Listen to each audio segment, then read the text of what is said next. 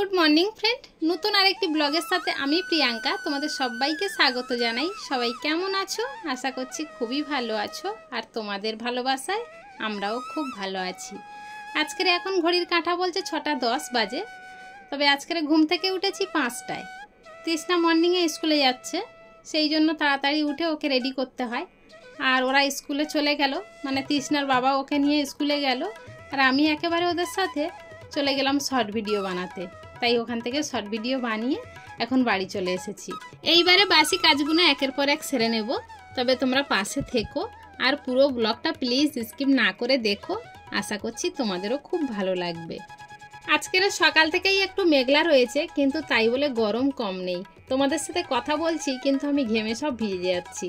তাহলে ভাবো কতটা গরম পড়েছে। আর এখন সকাল টাইমে যদি এত পরিমাণে গরম হয় তাহলে বেলার দিকে কি হবে। আর এবছরের গরম মনে হয় এই হাইয়েস্ট গরম পশ্চিম বাংলায়।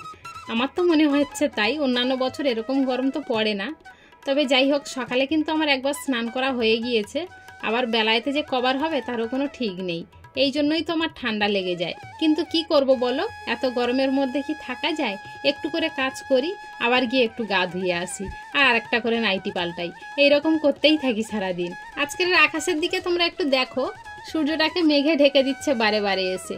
কিন্তু সকাল টাইমটা এরকম হয়েছিল জানো, কিন্তু বেলার দিকে যে কি প্রচণ্ড রৌদ্র বের হয়েছিল সে তোমাদেরকে বলে বোঝাতে পারবো না। একমাত্র তোমাদের ওদিকের অবস্থা দেখলেই হয়তো তোমরা বুঝতে পারবে, নাহলে আমি ভাষায় কি করে বুঝাবো বলো। আর চারিদিকের আকাশ সকালের এই রকমই ছিল।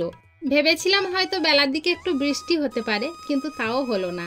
একটু বৃষ্টি হলে যেমন উদ্ভিদরাও শান্তি পেত, তেমনি জীবগুলো খুব শান্তি পেত, তাই না? আর যত বেশি গরম পড়ছে আমার ঘিয়ে জবা ফুলগুলো তত বেশি পরিমাণে ফুটছে। গাছেতে দেখো তারার মতো ফুটে রয়েছে। কতজন নিয়ে যায় জানো, অনেকেই নিয়ে গিয়েও শেষ পর্যন্ত দেখা যায় উপরের ফুলগুলো রয়ে গিয়েছে। মানে উপর থেকে তো কেউ পারতে চায় না, সবাই নিচ থেকে নিয়ে যায়। তবে যাই হোক, আজ যে দুটো পঞ্চজবা গাছ রয়েছে ওদের ফুল ফোটা একটু কমে গিয়েছে। আর আমার এই কুদ্রি গাছগুলো দেখছো ভীষণ ফল দিচ্ছে জানো। আমরা তো অনেকবার খেয়েছি, আর আমার মামি শাশুড়ির বাড়িতে দেওয়া হয়নি, তাই ভেবে রেখেছি যে এবারের ফলগুলো তুলে মামি মাদের বাড়ি দিয়ে আসতে হবে। তাহলে চলো, যখন তুলবো তখন তো দেবো, কিন্তু এখন তো সংসারের কাজে হাত লাগাতে হবে। সকাল থেকেই তোমাদের সাথে গল্প করেই যাচ্ছি। গতকাল রাত্রে কিছুটা থালা বাসন মেজে রেখেছিলাম, মানে তৃষ্ণা আর তৃষ্ণার ঠাম্মা অনেকটা আগেই খেয়েছিল, আমি আর তৃষ্ণার বাবা অনেকটা রাত করে খেয়েছি। তাই কিছুটা থালা বাসন মেজে রেখেছিলাম, আবার কিছুটা থালা বাসন মাজা হয়নি, সেইগুলো এখন মেজে নিয়ে এসেছি। কিন্তু এই যে জল সরে গিয়েছে, শুকনো থালা বাসনগুলো না তুলে তো আর ভিজে থালা বাসনগুলো উপর দিতে পারবো না। তাই শুকনো থালা বাসনগুলো তুলে নিয়ে এখন এই ভিজে থালা বাসনগুলো উপর দিয়ে ঘরে চলে এসেছি। ঘরে কিছুটা জামা কাপড় রয়েছে, এগুলো সব ফ্যানের হাওয়ায় দিয়ে রেখেছিলাম, তাই একটু ঘাম জুড়িয়ে গিয়েছে, এখন ভাঁজ করে রেখে দেব। নাহলে ছোট ঘরের মধ্যে যেখানে সেখানে যদি ঝুলিয়ে রেখে দিই, ঝুলমুল করে দেখতে দেখতে ভালো লাগে না। আর মুখে গায়ে হাতে লাগলে না ভীষণ একটা বাজে ব্যাপার লাগে গরমের সময়। তাই জামা কাপড়গুলো আগে গুছিয়ে নিয়ে তাই বিছানা ঝেড়ে নিচ্ছি। আর এখন গরমের সময় তো বিছানা ঝাড়তে গেলে জানো সাদা সাদা পাউডার ওড়ে। কারণ কি জানো, রাতে সবাই তো পাউডার মেখে শোয়, আর যে যে জায়গাটায় শোয় সেই জায়গাটাই সাদা হয়ে যায়। আর যখন ওই বিছানাটা ঝাড়ি তখন পাউডারগুলো উড়ে উড়ে আমার এই খাটের সামনে যে একটা আলনা শোকেস রয়েছে ওর গায়ে গিয়ে পড়ে, তাহলে সাদা হয়ে যায়। তখন ওই শোকেসটাও ভালো করে মুছে নিতে হয়। এটা আমার একটা এক্সট্রা কাজ হয়ে গিয়েছে এখন জানো, এই গরমের জন্য। শোকেস মোছা হয়, কিন্তু তাই বলে তার প্রতিদিন মোছা হয় না। আর এখন একটা সিস্টেম হয়েছে, বিছানা তুললেই আমার শোকেস মুছতে হবে। তবে যাই হোক, সেটা তো করতেই হবে, একটা এক্সট্রা কাজ বেড়ে গিয়েছে, সেটা তো আর বাদ দেওয়া যাবে না, নোংরা করে রাখা যাবে না। বিছানা পরিষ্কার করে তৃষ্ণার হারমোনিয়ামটা একেবারে উপরে তুলে রেখে তাই শোকেসটা মুছে এখন চলে এসেছি রান্নাঘরে। ওই যে বললাম তৃষ্ণারা স্কুলে গিয়েছে আর আমি শর্ট ভিডিও বানাতে গিয়েছিলাম। আসার পথে 10 টাকা দিয়ে একটা ছোট্ট ক্রিম কেক আর বিস্কুটের প্যাকেট এনেছিলাম, সেইটা এখন কৌটোর মধ্যে ঢেলে দিলাম। একটাও বিস্কুট ঘরে ছিল না, যে সকালে একটা বিস্কুট খেয়ে জল খাবো বা মুড়ি খেয়ে জল খাবো, কিছুই ছিল না, সব কিছু বাড়ন্ত। সেই জন্যই বিস্কুটটা নিয়ে আসলাম। আর আজকের তৃষ্ণার বাবা ডিম রান্না করার জন্য ডিম এনে দিয়ে গিয়েছিল, তাই ডিমের ঝোল আর বেগুন ভাজা রান্না করেছি। সবজিও বাড়ন্ত ঘরে জানো।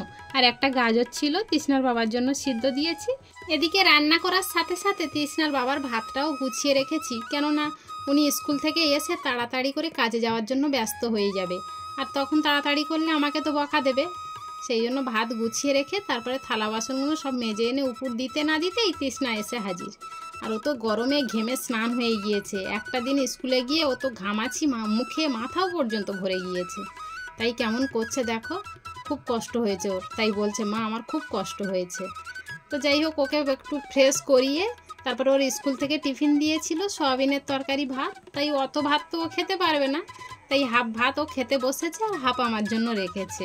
আর তৃষ্ণার বাবার জন্য এই যে মুড়ি আম কলা রেডি করে দিয়েছি, ওটাই খাবে। তবে তৃষ্ণা তো শুধু ওই সয়াবিনের তরকারি দিয়ে খাচ্ছে, তাই একটু ডিমের ঝোল দিয়ে দিচ্ছি। ওদের সঙ্গে আমি খেয়ে একেবারে ধুয়ে স্নান করে না আস্তে আস্তেই চলে এসেছে মেশিনের কাজ। বলো তো এই গরমের সময় কত কষ্ট হয়। স্নান করে এসে ভেবেছিলাম একটু ফ্যানের তলায় বসবো, তাহলে একটু গাটা ঠান্ডা হবে, কিন্তু সেটা আর হলো কই। এই জামাটা ইমিডিয়েট দিতে হবে, ও একটুখানি পরেই পরতে যাবে, তাই দিয়ে পরে বলছে এক্ষুনি তাড়াতাড়ি দাও। কি করব, বাধ্য হয়ে তো সেলাই করতেই হবে, তাই না? আর এই সামান্য সেলাই করে যে 2-4 পয়সা হয় সেটাই আমার হাত খরচ চালাতে হয়। তৃষ্ণার কখনো কিছু চাহিদা মেটাতে হয়। তাহলে চলো আজকের ব্লগটা এখানেই শেষ করছি। দেখা হচ্ছে নতুন আরেকটি দিনে নতুন আরেকটি ব্লগের সাথে।